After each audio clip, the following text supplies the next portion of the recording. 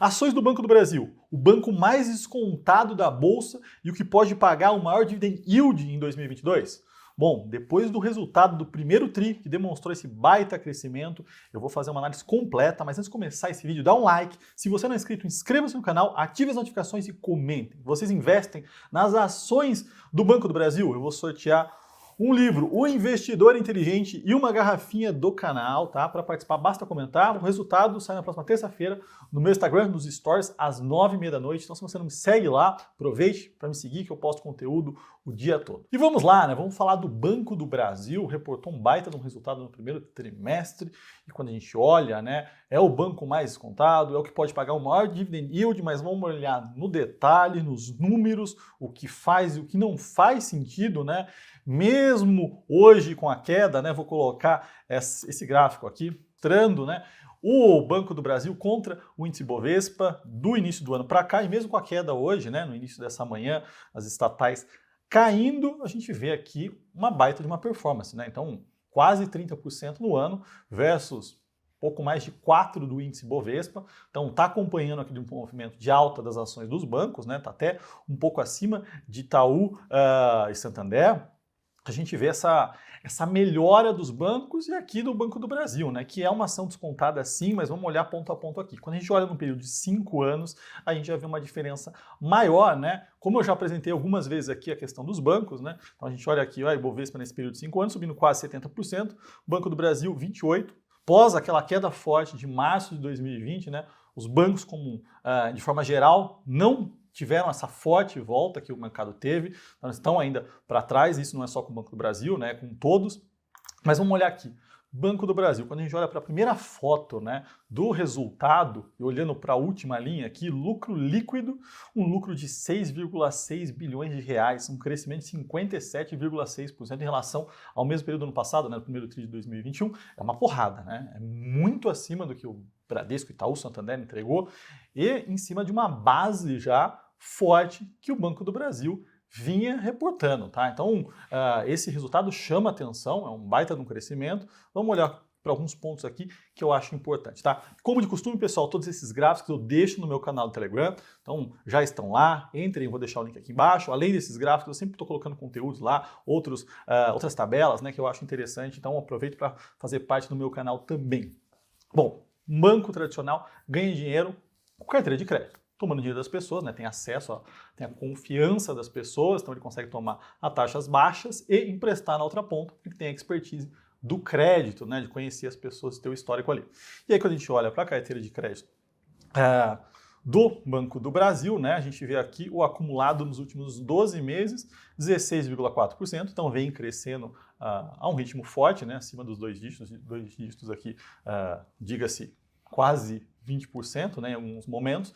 E esse movimento é, em geral, dos bancos, né, que tiveram que dar muito crédito nos últimos trimestres. A gente vê na margem uma redução dos outros bancos, né, essa redução foi um pouquinho maior. O Banco do Brasil continua aqui crescendo, tá? Então esse é o primeiro ponto, um bom número. Aí quando a gente olha para o resultado dessa linha, né, que é a margem financeira, que é o resultado, né, da carteira de crédito vezes o spread, o que nós temos aqui, pegando o total, né, então aqui o número financeiro mesmo, pegando o primeiro TRI de 22 versus 21, a gente vê um crescimento de 5,6%, crescimento menor do que a carteira de crédito, porque os spreads diminuíram, o mix aqui mudou, tem a questão também da tesouraria, mas a tesouraria do Banco do Brasil foi uma das tesourarias de destaques, né, que é o próprio dinheiro, que tem um crescimento forte aqui, entregou quase 6 bi, então esse é um número importante, tá? Saiu disso, vamos olhar para as provisões, que são os custos, né, para possíveis calotes. E aqui é um ponto de atenção muito forte, tá? O que o Banco do Brasil mostrou nesse trimestre? Uma queda, né? Então ele entregou ali no quarto trimestre uma provisão de quase 4 bi, 2,5 no primeiro TRI de 21 e em 2022, no primeiro TRI, 2,7. Tá? Então é um número assim que cresceu 9,3 e caiu em relação ao TRI anterior, na contramão de todos os bancos, tá? Os bancos em 2020 provisionaram muito. O Itaú foi o que mais provisionou, seguido do Bradesco, Santander e Banco do Brasil menos. Em 2021, eles tiveram uma folga, tá? Em 2022, eles começaram a provisionar mais. No final de 2021, eles já começaram a acelerar. O Banco do Brasil está provisionando muito pouco.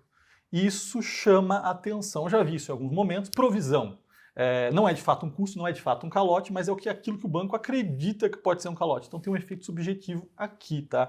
E é muito difícil enxergar esse movimento diferente em sentidos opostos, porque a gente olha para o sistema de crédito como um todo, a gente vê um aumento da inadimplência, cíclico, mas nada fora do normal. Aí olha para o resultado de todos os bancos, todo mundo aumentando a provisão e mostrando uma piora na inadimplência. É que o Banco do Brasil reduzindo a inadimplência. Acho estranho, não gosto desse número, não tenho uma confiança tão forte, tá? Mas não deixa de ser o banco mais barato, eu vou mostrar aqui no final desse vídeo. Pessoal, e nesse contexto dos bancos, né, análise dos bancos, vou deixar um relatório aqui da Levante, tá? Falando sobre o setor dos bancos tradicionais, o link está aqui embaixo, é só baixar, é gratuito. Provisão aqui acima de 90 dias, ou seja, as pessoas que estão atrasadas há mais de 90 dias, subiu, né, 2,5%.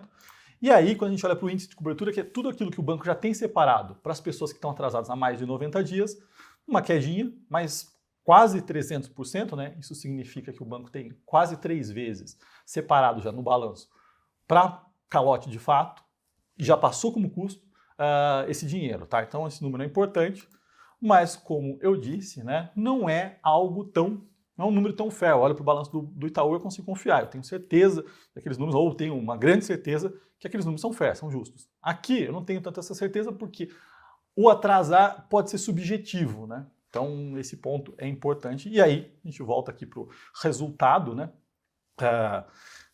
Ainda os custos, a gente vê uma grande evolução nessa primeira parte. E aí, olhando para outras receitas, outras despesas, o que nós temos aqui? Banco do Brasil, mais uma vez, chamando a atenção, e isso aqui não tem como negar, para receita de prestação de serviços, né? Então, serviços aqui cresceu 9,4%.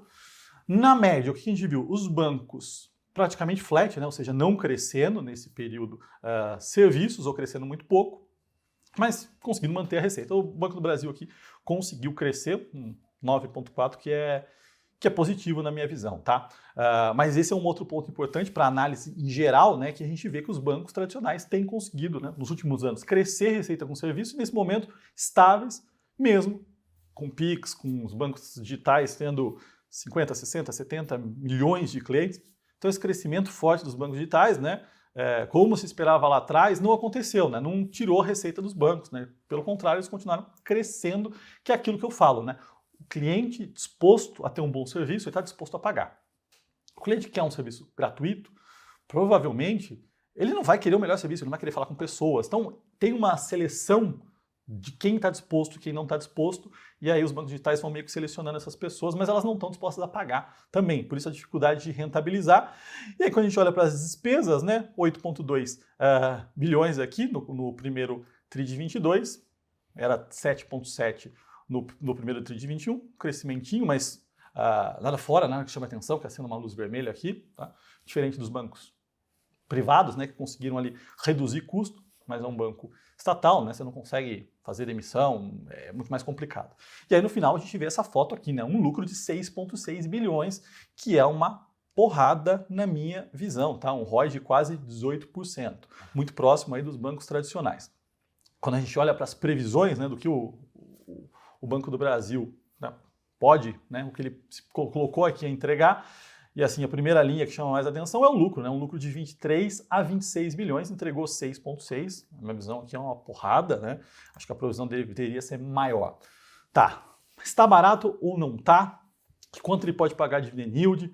E qual é a minha visão? Bom, está barato? Tá muito descontado, é o banco mais descontado da Bolsa, mas tem a questão de ser uma estatal, a gente está num ano eleitoral. Bom, filosofia e visão de investimento. Está barato, está descontado, vou mostrar aqui. Eu tenho uma filosofia, eu não coloco nas minhas carteiras estatais por uma questão, não quero correr o tipo de risco de troca de gestão, de comando, mas isso não significa que eu não olho e não significa que não possa fazer sentido para você, investidor. É uma questão de cabeça, como você enxerga e como você ganha dinheiro, tá? E pode ganhar dinheiro de várias formas.